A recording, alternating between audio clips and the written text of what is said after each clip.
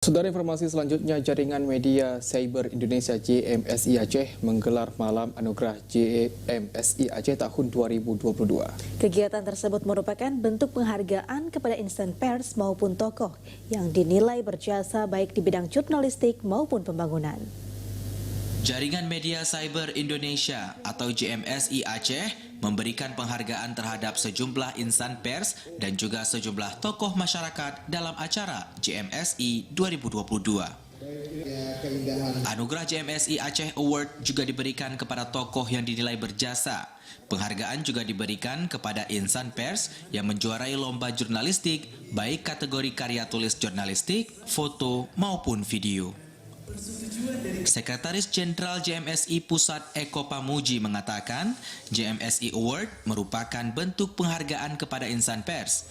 Penghargaan yang diberikan dinilai sebagai bagian dari bentuk humanis kepada insan pers yang diberikan perusahaan. Dengan cara begini, kita akan mengakarkan, membenamkan, menanamkan JMSI itu kepada masyarakat.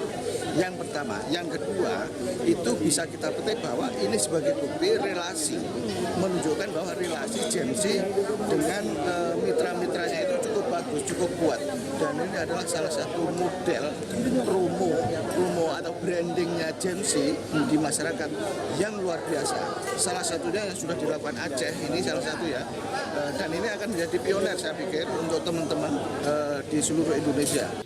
Sementara itu, dalam sambutan yang dibacakan staf ahli keistimewaan dan hubungan kerjasama, pejabat Gubernur Aceh mengapresiasi JMSI Award 2022. Kegiatan yang bertema kepariwisataan ini dinilai sejalan dengan program pemerintah Aceh yang berupaya memajukan sektor pariwisata.